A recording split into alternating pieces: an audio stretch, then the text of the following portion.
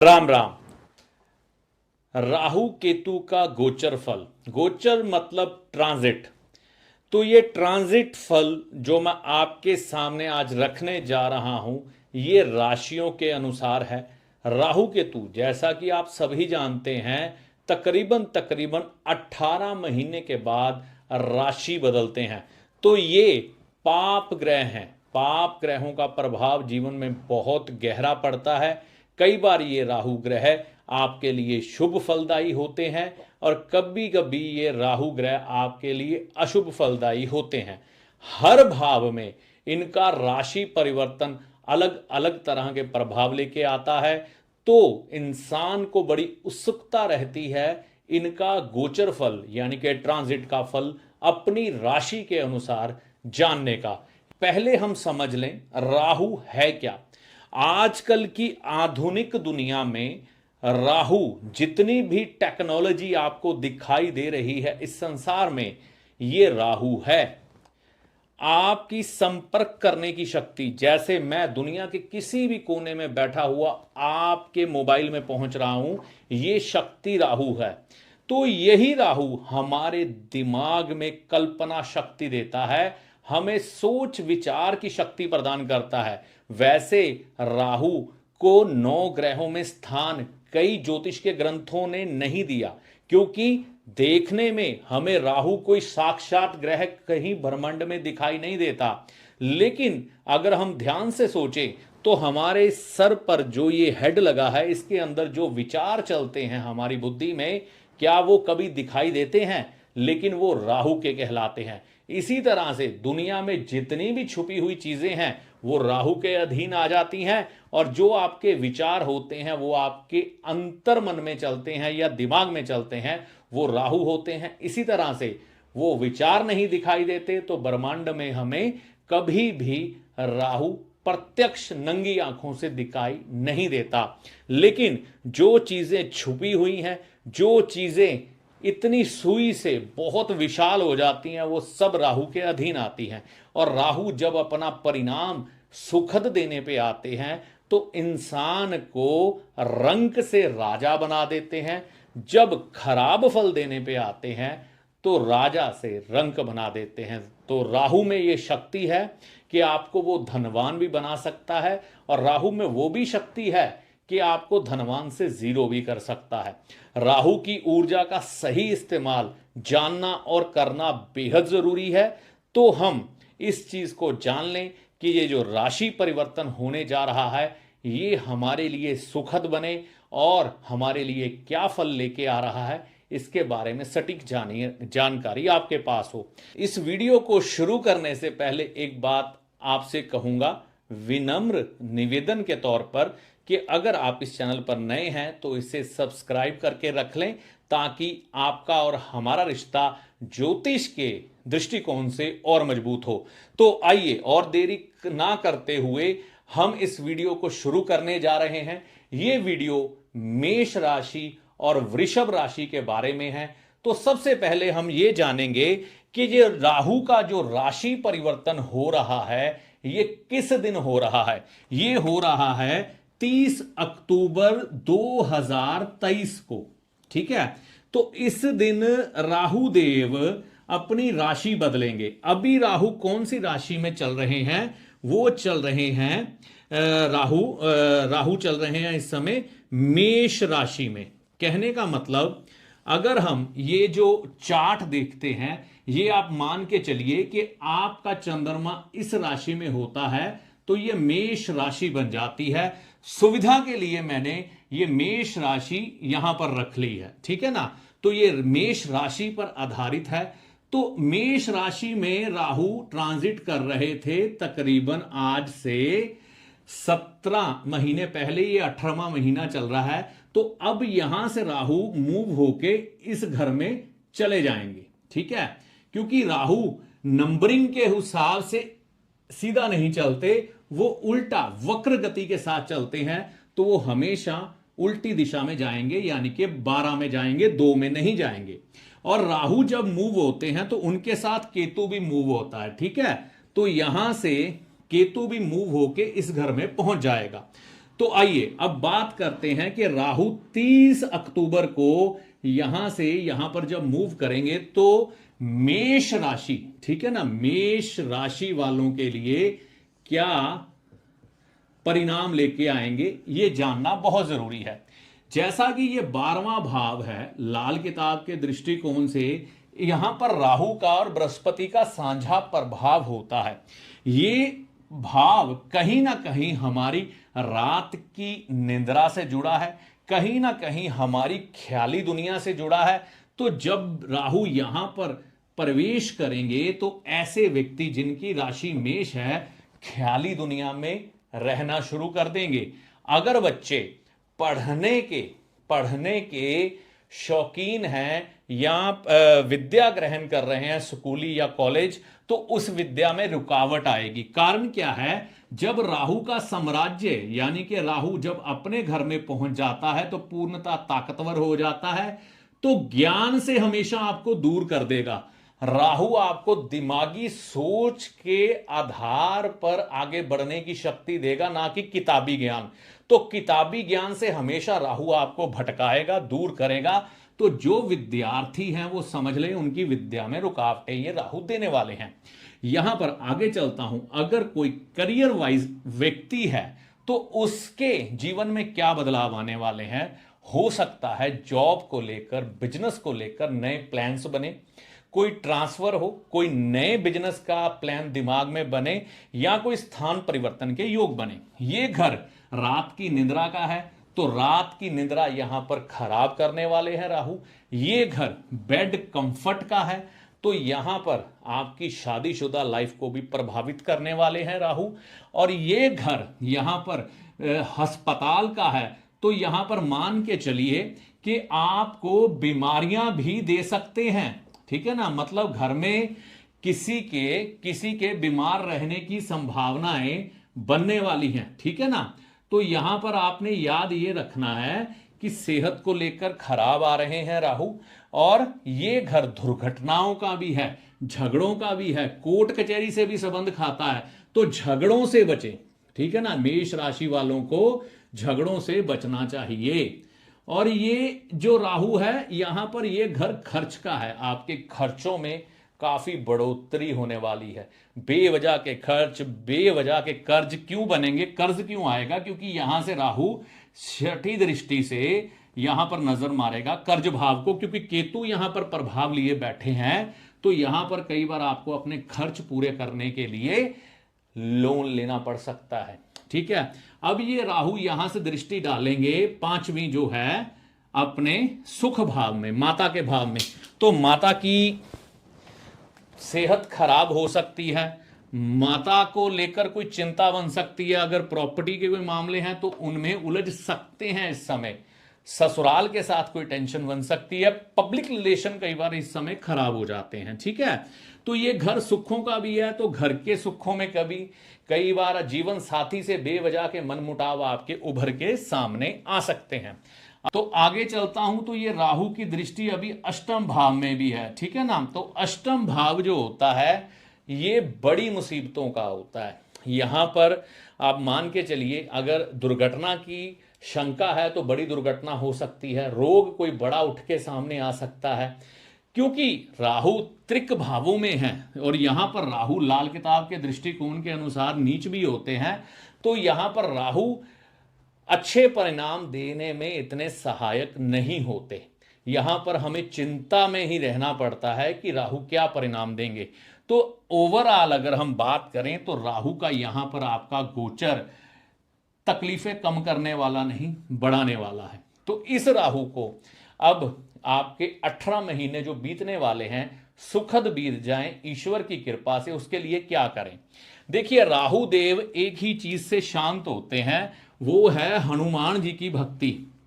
हनुमान जी की भक्ति जरूर करें, ठीक है, क्योंकि मंगल से शांत होते हैं कि भक्ति जरूर करें, ठीक है।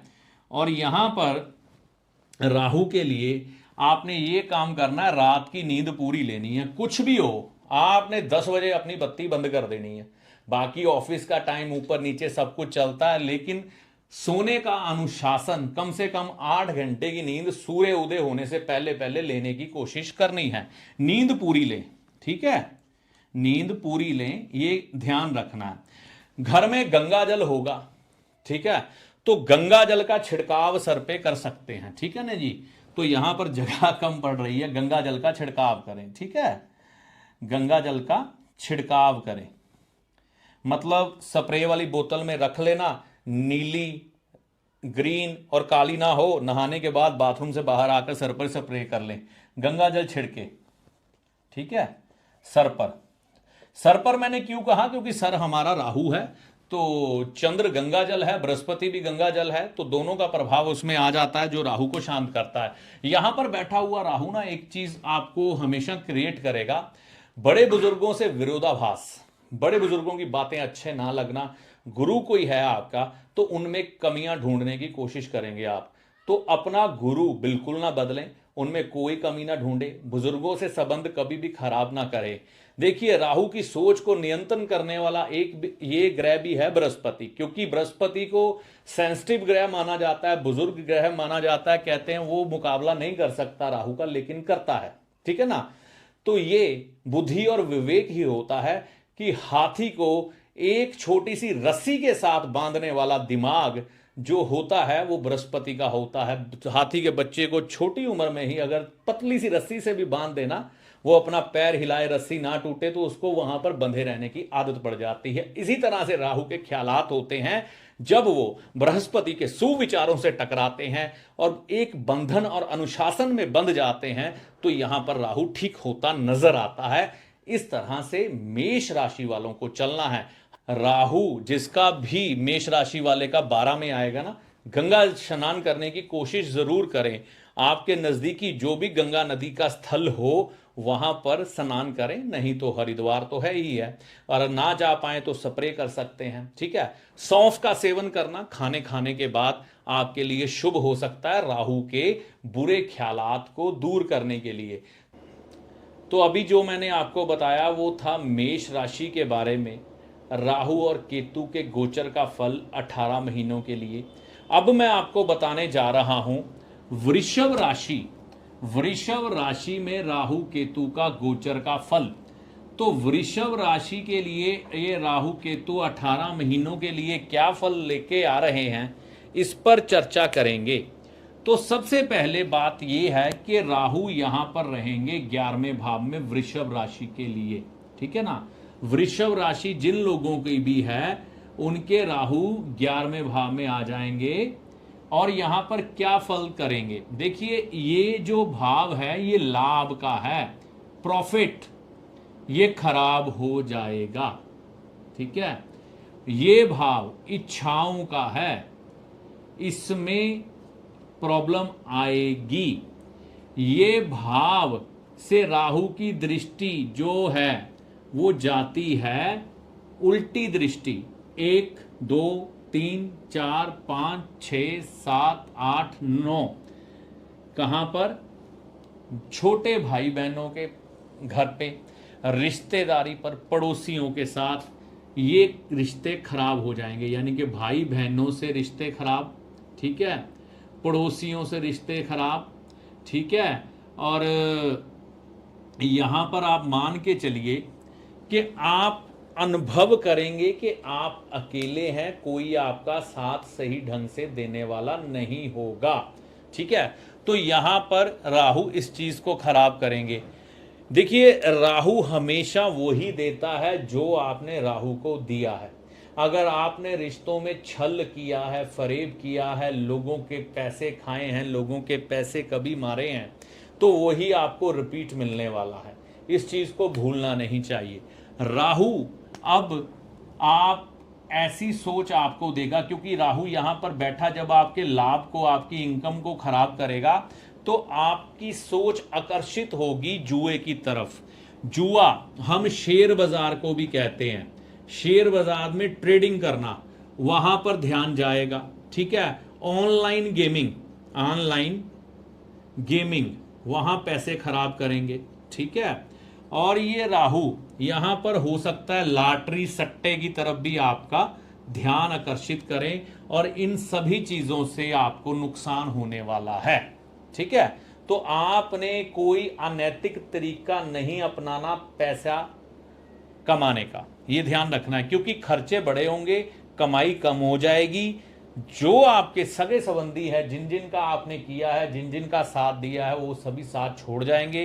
तो आप अकेलेपन में कह लीजिए कि मिसगाइड होके गलत आचरण की तरफ आकर्षित होते हैं, उनसे बचना है। विद्यार्थी जो है, जो कॉलेज की विद्या ग्रहण कर रहे हैं, या फिर जो यहाँ पर ये कह सकते हैं स्कूली विद्या ग्रहण करने वाले बच्चे हैं, उनकी विद्या में भी कोई ना कोई रुकावट, कोई ना कोई परेशानी ये राहु यहां पर देंगे, क्योंकि ये भाव विद्या का भी है। और यहां से राहु बैठे हुए कहां देखेंगे? शुक्र के भाव को। ठीक है, सप्तम भाव होता है शुक्र का। शुक्र आपका जीवन साथी है, शुक्र आपकी लग्जरी लाइफ है। इस दुनिया में जितनी भी कंफर्ट की चीजें दिखाई देती हैं, अच्छा मकान, अच्छी गाड़ी, अच्छे कपड़े, अच्छा खान पान, अच्छे रिश्ते और जीवन में सुख, ये सब शुक्र ग्रह से जुड़े हैं और ये सब खराब होने वाले हैं। आप देखेंगे कि जैसे ही राहु यहां पर पहुंचे वृषभ राशि वालों के लिए, उनके जीवन में सुख उड़ते हुए दिखाई दिए, मत कहीं सुखों का अभाव होना शुरू हो गया। तो यहां पर हमने ये समझना है कि ये राहु को शांत करने के लिए और ये 18 महीने का जो समय है आराम से निकल जाए, इसके लिए क्या कर सकते हैं जो बड़ा सरल और साधारण हो। तो यहां पर हमने क्या करना है, राहु देव के लिए बड़े आसान से तरीके हैं। एक तो नीले और काले रंग के कपड़े नहीं पहनने, ये ध्यान रखना। गंगा स्नान करें। देखिए, गंगा रिवर गौमुख से निकल के बहुत लंबा सफर तय करके गंगा सागर में जाके मिल जाती है।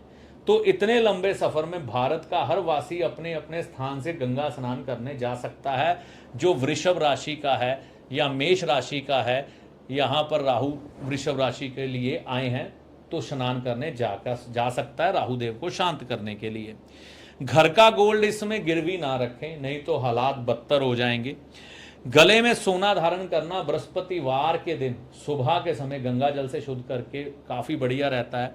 और गंगा स्नान करने जाने का कोई दिन नहीं है, अमावस्या पूर्णिमा जो समय मिले चले जाओ, नहीं तो जब समय मिले चले जाओ। ठीक है, यहां पर एक बात याद रखनी है, राहु 11वें में आकर आपकी मान हानि भी करवाते हैं। ठीक है, तो यहां पर आपको हो सकता है अपने ही लोगों की नजरों में या ऑफिस में या बिजनेस में शर्मिंदा होना पड़े, ये देखने में आता है।